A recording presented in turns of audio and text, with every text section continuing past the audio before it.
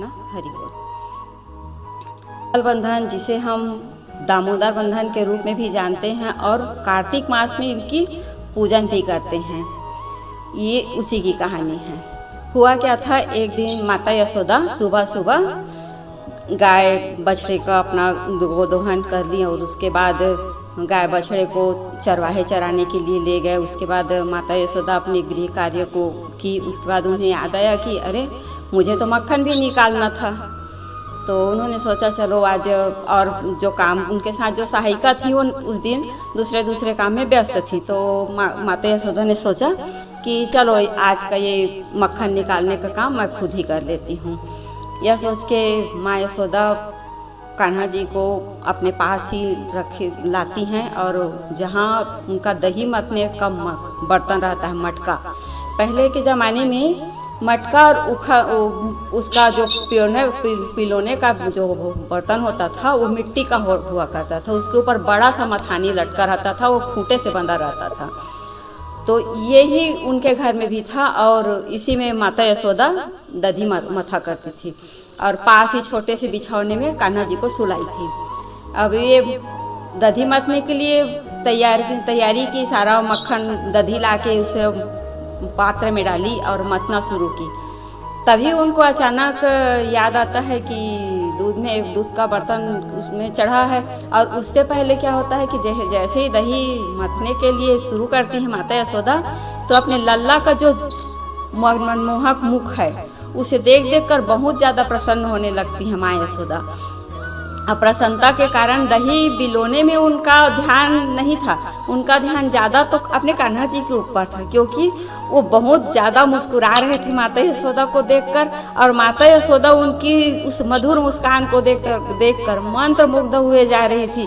और उनके मन में आ रहा था कि मैं काम में कहाँ फंस गई, मैं अपने लल्ला को ही गोदी में ले लेती, मैं ये काम में कहाँ फंस गई, मैं अपने लल्ला को ही गोदी में उठा लेती। क्योंकि माता यशोदा बहुत दिनों बाद उन्होंने उस संतान की प्राप्ति की थी और उनमें इतनी ज़्यादा आसक्त थी कि उनको अपने उस लल्ला के अतिरिक्त कोई नहीं दिखाई देता था। और उस लल्ला को देखते ही माता यशोदा अपनी जो दिनचर्या थी उनको भूल जाती थी, दीन दुनिया से बेखबरी हो जाती थी, समझिए। अब ऐसे करते करते देख रही है, बिलो रही है मक्खन को निकालने के लिए दधी को, और कान्हा जी पास लेटे हैं। थोड़ी देर में कान्हा जी रोने लग जाते हैं। तो माता यशोदा कहती है कि बहुत टाइम हो गया, तो मैं मक्खन बाद में निकाल लूँगी, चलो लल्ला को तृप्त कर देती हूँ, पहले दूध पिला देती हूँ। और जब वो मक्खन निकाल रही थी तो उस समय उनका मन जो आह्लाद ममता था वो इतना बरस रहा था कि उनकी मुखमंडल से तो दिख ही रहा था, साथ ही साथ उसके सारे शरीर रोमांचित हो रहे थे, उनके स्तनों से दूध बह रहा था। और इतनी ज़्यादा पुलकायमान थी माँ यशोदा की वो अपने आपे में नहीं थी, केवल उन्हें लल्ला ध्यान था। और इसी ध्यान को करते करते वो तुरंत गोदी में अपने लल्ला को उठाती हैं और स्तनपान कराने लगती हैं। थोड़ी देर स्तनपान कराते हुए वे अपने हाथों से अपने लल्ला को सहलाती हैं। मुखमंडल को देख कर बहुत ज़्यादा आनंदित होती है कि मेरा लल्ला कितना सलोना है, कितना प्यारा है, ऊपर वाले का यह वरदान है। उन्हें तो पता ही नहीं था ना कि स्वयं ऊपर वाला भगवान विष्णु ही उनके यहाँ लल्ला के रूप में आए हैं। वो तो केवल अपने लल्ला ही समझ रही थी। उस मुखमंडल को देखकर अप्रतिम आनंद से वो आनंदित हो रही थी और उन्हें लग रहा था कि ये लल्ला मेरा प्राणों से प्रिय है, मेरा लल्ला है, मेरा लल्ला सबसे सुंदर है। सब बहुत मंत्र ही मुग्ध थी। तभी उन्हें अचानक ध्यान आता है कि अरे मैंने तो दूध उबालने को चढ़ाया था अग्नि में, चूल्हे पर। ये ध्यान आते ही उनका ध्यान अपने लल्ला से हट जाता है और क्या करती हैं, दूध को बचाने के लिए लल्ला को वहीं सुला देती हैं बिछौने में और दौड़ पड़ती हैं दूध की तरफ। जैसे ही वो अंदर जाती हैं वैसे ही लल्ला को बहुत गुस्सा आता है। हमारे कान्हा जी नखरा करने में तो नंबर 1 है, उनको तो नखरा करने और उस शैतानी करने में बहुत ज़्यादा आनंद आता है। वो जब से जन्म लिए थे शुरू दिन से ही ये सारा काम करते हैं और सबको अपनी सम्मोहन विद्या से सम्मोहित करते हैं। माता यशोदा से लेके सारे ब्रजवासी उनकी मौनी मूरत, उनकी निश्चल उपद्रव को देख कर बहुत हंसते हैं और सब कोई उसमें मंत्रमुग्ध रहते हैं। अब इधर उधर माता यशोदा तो चली गई दूध को देखने के लिए, इधर लल्ला को शरारत सूझती है ये सोचते हैं, रुक रही मैया, तूने मुझे दूध के चलते धरती पर पटक दियो है, अभी बताता हूँ तो को। ये सोच के वो तुरंत ही पलटी मारते हैं और मक्खन की जो बर्तन रखी रहती है, जो उसमें मत्ते रहती हैं, बिलोते रहती, वहाँ पहुँच जाते हैं और वहाँ पहुँचकर अपनी नन्ही नन्ही हाथों से उस मटकी को पकड़ते हैं और उसमें रखा हुआ जो मथानी है उसको दोनों को खींचते हैं। और तो खींचते हैं तो मथानी ऊपर एकदम से खींचाव पड़ेगा तो ऊपर जाएगा ही जाएगा। मथानी ऊपर हुई कि मटकी पलटी। अब मटकी पलटी तो इनको तो आनंद आना था, क्योंकि उन्होंने तो लीला सोच रखी थी ना, तो उस सोची समझी लीला में अब इनको बहुत आनंद आ रहा था। इधर मटकी पटकने से धड़ाम की आवाज़ हुई, उधर मैया ने देखा कि क्या हुआ क्या हुआ। उधर से मैया दौड़ते आई, तब तक ये महाशय पूरा मक्खन को निकाल के अब बंदरों को खिलाना, फैलाना, अपने मुख मंडल में लगाना, ये सारी शरारत शुरू कर दिए थे। अब इन शरारतों के साथ साथ इनको बड़ा मजा आ रहा था, ये बहुत हंस रहे थे। इनकी हंसी देख देख के ऐसे माता यशोदा को क्रोध तो आ रहा है, लेकिन इनकी हंसी देख के उनको भी हंसी आ रही है। अब माँ यशोदा सोचती है कि मैं इनको डांटूं इसको कि इसको प्यार करूं। अब माँ कंफ्यूज है, उनको तो समझ ही नहीं आ रहा है कि वो क्या करे। इस तरह माँ उसको देखती है और बनावटी गुस्सा करती है। अब बनावटी गुस्सा करके, रुक लल्ला, तूने ये शरारत किया है, आ रही हूँ मैं तुझे बताती हूँ। जैसे हम लोग बोलते हैं ना, तूने बदमाशी किया, रुक आती हूँ, देखती हूँ तुझे। उसी तरीके से उन्होंने भी कहा। जैसे उनका माँ यशोदा के इतना कहना था कि लल्ला तो बस उनको तो नया नया शरारत करना ही था। लल्ला दौड़े अपना, मक्खन में पूरा शरीर सराबोर था, क्योंकि वो बिलोई हुई दधी थी तो उसमें मक्खन ऊपर आ चुका था। और मक्खन ऊपर आए दधी को अपने ऊपर लपेटे पशु पक्षी बंदरों को खिलाते और फैलाते अपना घुटन चल रहे थे चारों हाथ पांव से, जिसके हम लोग जिसे बोलते हैं, हमारे वहाँ चारों हाथ पांव में चलते हैं, उसको हम लोग छत्तीसगढ़ी में गोंगैया बोलते हैं। बस वही घुटन चल रहे थे। अब माँ यशोदा देखी कि इसको तो और बदमाशी सूझ रहा है। अब वो भी अपनी जो गुस्सा थी बनावटी, उसको थोड़ा तीव्र करने का प्रयास करती, लेकिन वो तो माँ है ना, उनको गुस्सा कहाँ से आए। वो भी उस लल्ला के लिए जिसकी मनोहारी मूरत देख देख कर खुद को सूझ बूझ भूल जाती है, खुद को भूल जाती है। उस मैया को कभी गुस्सा आएगा क्या? उनको गुस्सा आने वाला नहीं है, लेकिन वो बनावटी गुस्सा कर रहे हैं और दौड़ाते हैं लल्ला को। जब दौड़ाती है मैया यशोदा तो वो और भागते हैं। उनको तो मजा आ रहा था, उनको तो पूरा शरारत ही करना था। सोच ही डाले थे कि मुझे तो शरारत करना ही करना है।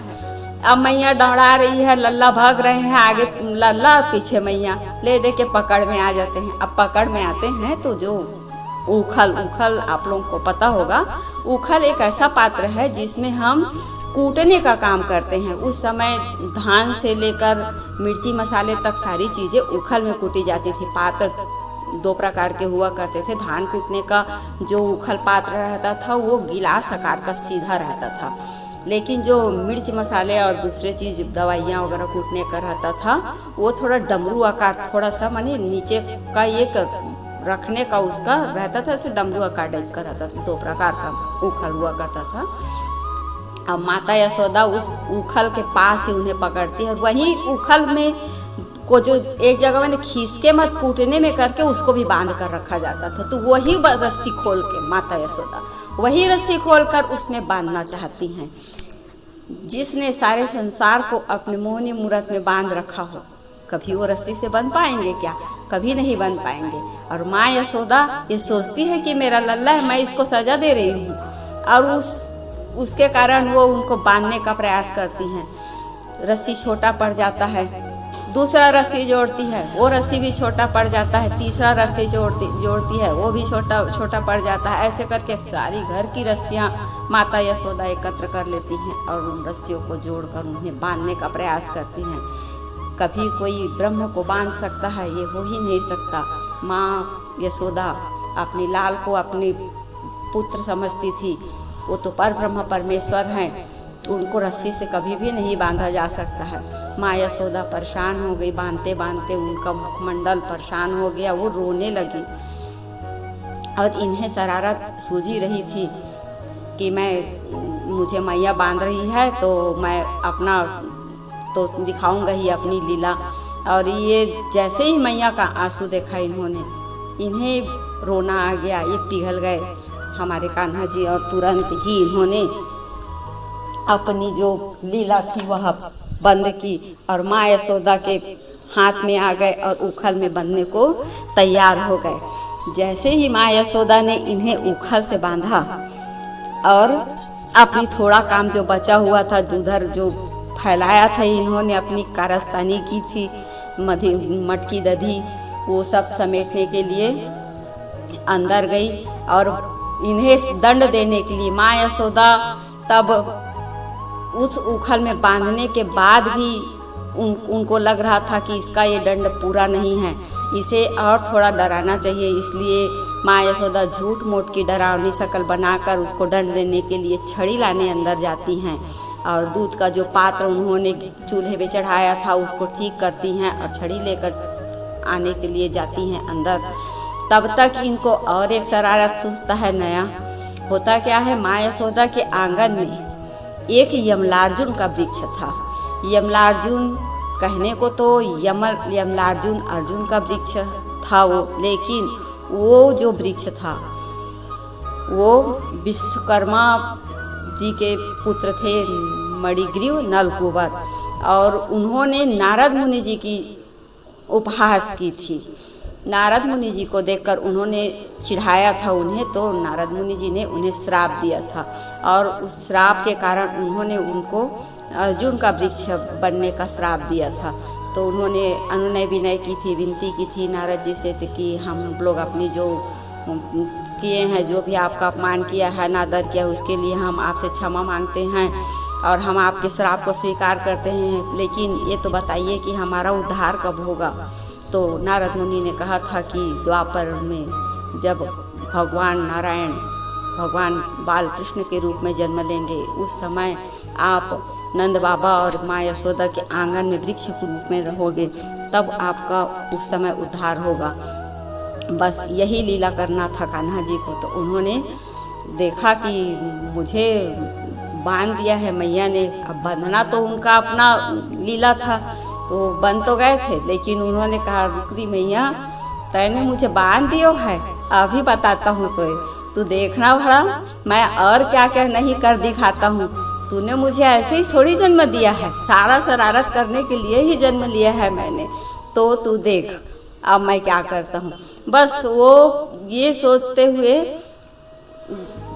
झुकते हैं, बांधे रहते हैं, झुकते हैं और चारों हाथ पैर के बल में ज़मीन पर लेटते हैं। उसके बाद वो जो उखड़ रहता है वो भी गिरता है तो वो खड़ा ऐसे गिरता है, तो उसके बीचों बीच पलट के उसको अपने पीछे लेते हैं और ये चलने लगते हैं चारों हाथ पाँव में, और सीधा चलते चलते ये उस तरफ जाने लगते हैं जिधर वो यमलार्जुन का वृक्ष था। क्योंकि नारद जी का जो श्राप था उसको उन्हें सत्य करना था, और वरदान जो था उसको भी, श्राप तो सत्य हो ही चुका था, उनका जो वरदान था उसको उन्हें सत्य करना था।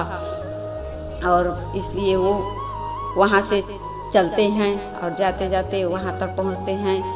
और इधर माता यशोदा सजा देने के लिए छड़ी लाने तो गई है, लेकिन अन्य लीलाओं को सोचकर वो मंत्रमुग्ध हो रही है, स्तब्ध सी हो गई है, अंदर बैठी हुई हैं और सोच रही हैं कि मैंने लल्ला को बांध दिया है। रोए जा रही हैं, नैनों से अश्रु बह रहे हैं माँ यशोदा के, और बाकी लीलाओं को सोच रही है कि मेरा लल्ला इतना सुकुमार है, सुकोमल है, मैंने उनको सजा दे दिया है और सजा ना दूँ तो क्या करूँ, इसका शरारत भी बढ़ते चला जा रहा है। इस तरह माँ यशोदा अंदर रो रही हैं और जाते जाते वहाँ तक पहुँचते हैं। और इधर माता यशोदा सजा देने के लिए छड़ी लाने तो गई है, लेकिन अन्य लीलाओं को सोचकर वो मंत्रमुग्ध हो रही है, स्तब्ध सी हो गई है, अंदर बैठी हुई हैं और सोच रही हैं कि मैंने लल्ला को बांध दिया है। रोए जा रही हैं, नैनों से अश्रु बह रहे हैं माँ यशोदा के, और बाकी लीलाओं को सोच रही है कि मेरा लल्ला इतना सुकुमार है, सुकोमल है, मैंने उनको सजा दे दिया है और सजा ना दूँ तो क्या करूँ, इसका शरारत भी बढ़ते चला जा रहा है। इस तरह माँ यशोदा अंदर रो रही हैं और बाहर लल्ला अपना नया लीला करने को तैयार है, शरारत करने को तैयार है, जिसकी कहानी आगे की अध्याय में हम पढ़ने वाले हैं। तो मैं अपनी वाणी को यही विराम देती हूँ। यदि इस लीला कथन में कोई भी भूल चूक हुई है तो मैं आप लोगों से क्षमा चाहती हूँ। हरे कृष्णा, हरि बोल।